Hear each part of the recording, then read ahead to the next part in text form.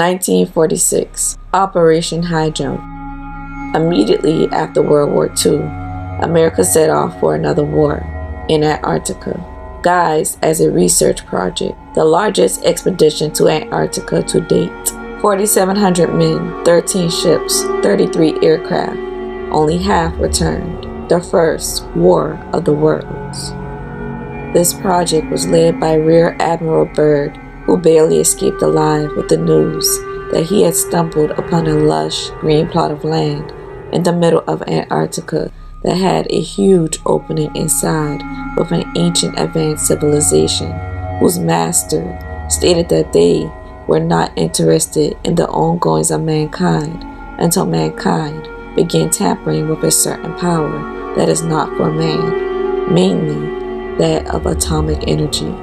The master of Hollow Earth informed Byrd that he had warned the leaders of the surface, but to no avail, and that now he and his kind must interfere with mankind. Numerous American UFO sightings followed immediately after. June 21st, 1947, Maury Island, Washington. Harold Dahl was on a conservation mission on the Puget Sound near the eastern shore of Washington's Maury Island gathering logs when he saw 6 donut-shaped obstacles hovering about a half a mile above his boat. Before long, one of them fell nearly 1,500 feet, followed by raining metallic debris, some of which hit Dahl's son, Charles, on his arm, as well as the family dog, who did not survive the ordeal. Dahl was able to take some pictures of the aircraft with his camera, which he later showed to his supervisor, Fred Crimson. A skeptical Crimson went back to the scene to look for himself and saw a strange aircraft with his own eyes. The following morning, Dahl was visited by a man in a black suit. They ended up at a local diner where the man himself was able to tell Dahl in extraordinary detail what Dahl had just experienced. He told him that his ability to tell Dahl exactly what Dahl himself had witnessed was proof that he, this man in black, knew a great deal more about Dahl's experience than Dahl would want to believe. Dahl was then told not to speak of the incident, and if he did, bad things would happen. But Dahl and his supervisor, Crimson, reached out to a Chicago magazine in an attempt to sell their story. In July of 1947, 2 Army A-2 intelligence officers were sent to investigate Dahl's case. After leaving in their B-25 the next day, however, their plane caught fire, crashed, and killed both officers. June 24, 1947, 3 p.m., Mount Rainier, Washington. Kenneth Arnold was born in Sebeka, Minnesota, but grew up in Scooby, Montana, where he later attended the University of Minnesota. In 1940, Arnold started his own company that sold and installed fire suppression systems in Boise, Idaho. The job, however, took him around the Pacific Northwest. Kenneth Arnold was regarded as a skilled and experienced pilot with over 9,000 total flying hours, almost half of which were devoted to search and rescue Mercy Flyer efforts. It was June 24, 1947, around 3 p.m., when Kenneth was searching for an aircraft that had reportedly crashed into the southwest side of Mount Ranier, which is a 14,000-foot peak mountain within Washington State's Cascade Mountain Range. It had not been more than 3 minutes before a bright flash reflected on Kenneth's plane, startling him because he automatically thought that another aircraft was way too close to his plane, and a collision would be following. Upon looking in every place in the sky, Kenneth could not find where the reflection of the light had came from. That is, until he looked to the left and the north of Mount Ranier, where he then observed a chain of 9 peculiar-looking aircraft flying from north to south at approximately 9,500 feet elevation and going seemingly in a definite direction of about 170 degrees, closing in on Mount Rainier. What also puzzled Kenneth was the unconventional design of the crafts. He could not find their tails. This caused him to initially assume that they were jet planes, but the more he looked, the more he got frustrated because he noticed that they were not jet planes, and Kenneth was accustomed to being familiar with most all objects flying, whether he was close in proximity to them or at a distance. Kenneth referred to the crafts as being saucer-like objects, and the chain of these saucer-like aircrafts was at least 5 miles long. Kenneth Arnold's UFO sighting became the first ever widely reported account of a UFO sighting in the United States. Kenneth would go on to say that after this first incident, he saw similar crafts on a number of occasions.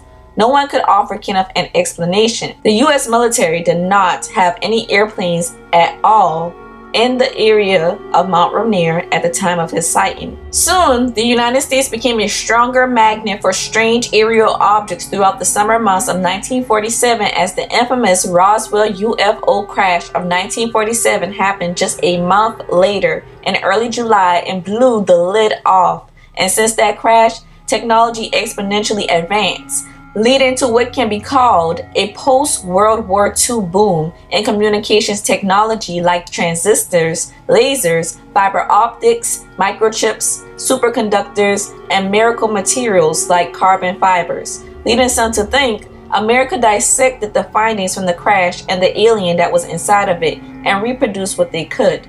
Reverse engineering. All while telling the public that it was a weather balloon, which in the future would be one of the government's go-to cover-ups used for most all UFO sightings and findings.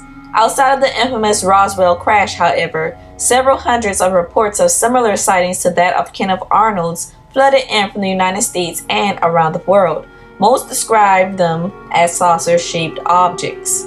There were nearly 1,000 flying disc sightings from 140 newspapers from Canada, Washington, D.C., and every state except Montana. In the midst of all of 1947, German-born theoretical physicist Albert Einstein and American theoretical physicist Robert Oppenheimer laid out general principles for peacefully interacting with aliens. What is interesting is that as a physicist, Einstein had many groundbreaking discoveries to the point that he was considered and is considered still to this day the greatest physicist of all time. But Einstein is best known for his theory of relativity and the equation of E equals mc squared, which foreshadowed the development of atomic power and the atomic bomb. Remember what the master of Inner Earth told Admiral Byrd about not being interested in mankind's affairs until the use of atomic bombs and the knowledge of atomic energy, knowing that mankind was tampering with forbidden powers. Maybe Einstein was an alien gone rogue or of alien origin, but aren't we all? Or maybe his extraterrestrial genes were just more prominent or mutated and at the forefront, like most geniuses, I assume. However it may be though, with the sudden sightings of UFOs, the public had many questions. What a time to be alive. Albert K. Bender was born June 16, 1921 in Doria, Pennsylvania, and attended West Pittston High School. Bender had been featured in a newspaper article when he was just 18 years old for writing people all over the world. He wrote letters to correspondents in various countries including Peru, England, Romania, and Japan. Letters that were up to 20 pages long with the intent to collect things like coins and sand through his writing correspondences. During high school, Bender was a part of the American Youth League and was elected the junior vice president in 1941 and was also elected National Treasurer of October of that same year. He had a fascination with the occult, seances, black magic, Ouija boards, and witchcraft. In 1942, during World War II, Albert Bender joined the United States Army Air Corps and was stationed at Fort George G. Meade in Maryland as a dental tech and then transferred to Langley, Virginia, where he worked as a clerk for the dental center and also became an editor for the Langley Army newspaper before going to Bridgeport, Connecticut. Historically called Flight 19, on December 5, 1945, Bender witnessed a paranormal spectacle when a group of 5 General Motors Eastern Aircraft Division torpedo bombers vanished over the Bermuda Triangle after taking to the skies from the Naval Air Station at Fort Lauderdale, Florida. All 14 airmen on the flight were lost, as well as all 13 crew members of a Martin patrol bomber flying boat that left Patrick Space Force Base in Florida to search for the airmen. All vanished inside of the Bermuda Triangle. This mysterious phenomenon surrounding Flight 19 intrigued 23-year-old Bender and threw him deep into the wormhole of the paranormal conspiracy world. He took interest to extraterrestrials, the literary gothic horrors of Bram Stoker, Mary Shelley, and Edgar Allan Poe. Now living on the top floor of an old 3-story home, Bender spent all his time consumed with paranormal books, journals, newspaper clippings, and had even bought a telescope to scan the heavens every single night. He painted the walls with faces of grotesque night parish creatures. Paranormal activity in Bender's family had existed for years prior to Bender having his own experience. A North Pennsylvania relative of his had died of a brain hemorrhage believed to be due to a supernatural entity that haunted the shadowy corners of a nearby cemetery. A cousin of Bender's experienced a nightmarish bedroom visit from a woman in black as a child, and later Bender would experience something similar. In December of 1950, flying saucers became the main fascination of Bender. He began to collect and cross-reference the many reports and stories that were out and began networking with like-minded individuals to embark up an ambitious project that would establish a worldwide network of UFO investigators. In 1952, Bender's efforts came to fruition and Bender founded the International Flying Saucer Bureau, IFSB. It was the first major civilian UFO club in the world. The still ongoing international holiday of World Contact Day, celebrated on March 15th every year, was born from IFSB as a day on which all members would attempt to send a telepathic message into space, with the idea that if both telepathy and alien life is real, then a large number of people focusing on an identical piece of text may be able to transmit the message through space. This message was calling occupants of interplanetary craft that have been observing our planet Earth. We of IFSB wish to make contact with you and would like you to make an appearance here on Earth. Your presence before us will be welcomed with utmost friendship. We will do all in our power to promote mutual understanding between your people and the people of Earth. Please come in peace and help us in our earthly problems. Give us some sign that you have received our message. Be responsible for creating a miracle here on our planet to wake up the ignorant ones to reality. Let us hear from you. We are your friends. On April 1952, Bender published his very own magazine entitled Space Review, the night of July 30th, 1952.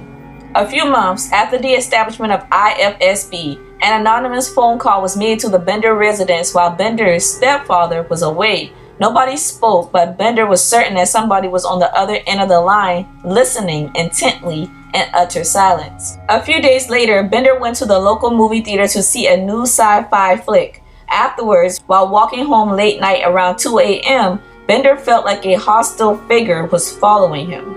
He managed to get inside his home where his stepfather was already sleeping, so Bender made his way to the top floor, per usual, when he noticed an eerie glow emanating from a thin gap directly beneath the door frame to the entrance to his room.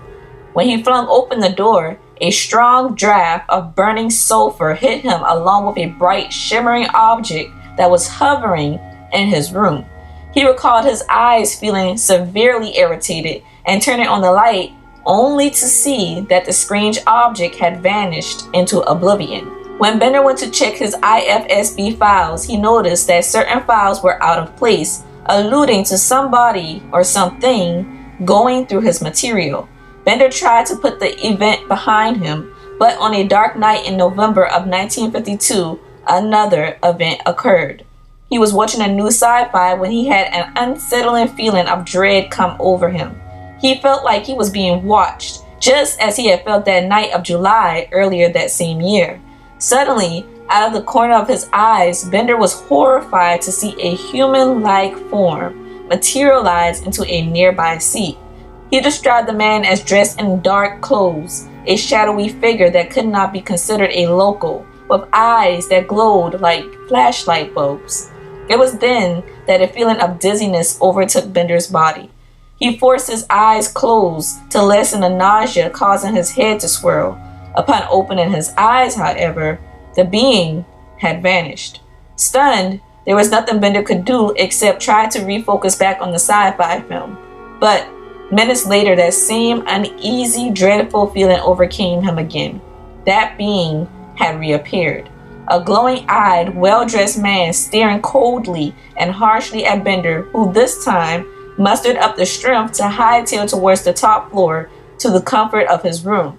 Throughout the next few months, Bender's dizzy spells and the appearance of these men in black would continue repeatedly. The brimstone-like odors that lingered for days caused Bender to essentially develop intensive migraine headaches. At the height of the mental and physical torment of it all, in March of 1953, 3 men in black appeared and treated Bender to the worst of all his varied visitations.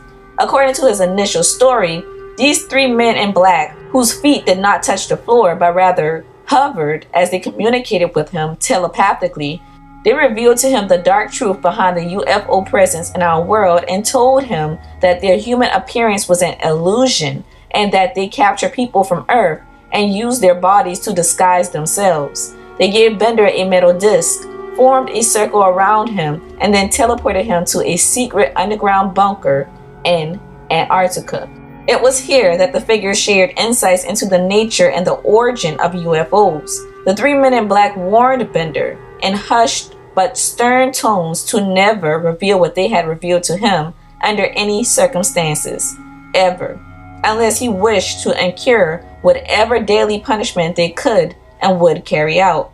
They also noted that even if he were to reveal the truth to somebody, that nobody would actually ever believe him, stating that Bender was now charged to keeping their secrets, and how they knew he would often consider to give away some part of his new knowledge, but would be stopped by unbearable migraines whenever he got such thoughts. The 3 men in black had apparently read Bender's unpublished reports and hence the threat. Bender would later go on to call these 3 men in black the silencers, because they scared him to the point where he did not publish the report and even left a cautionary warning in his last Space Review publication saying, "We advise those engaged in saucer work to please be very cautious." It was October 1953 that Bender closed the doors on IFSB. Bender had been sick for 3 days after the 3 figures' appearance and revelation to him, and he could not eat during that entire time. Even after he got better, he suffered frequent migraines long after, and his co-workers noted that he seemed scared. Bender married in 1954 to Betty Rose, who had also been visited previously by similar entities. Eventually, Bender did speak up, however. Bender's exposure of the infamous Men in Black phenomena was penned in his very own book titled Flying Saucers and the 3 Men. However, it did not go into deep detail when it came to certain things, but rather made a lot of insinuations for the reader to guess just what Bender meant. Bender died at the age of 94 on March 29, 2016. Albert K. Bender became the man whose work coined and exposed the phrase Men in Black. For more discussions of conspiracy theories or odd and unusual things that happen on this planet or in outer space or anywhere, please like, comment, and subscribe. I will not let you down. Also, what are some conspiracy theories you would like for me to talk about? Because I've heard a lot, but obviously I haven't heard them all. Please comment down below and let me know.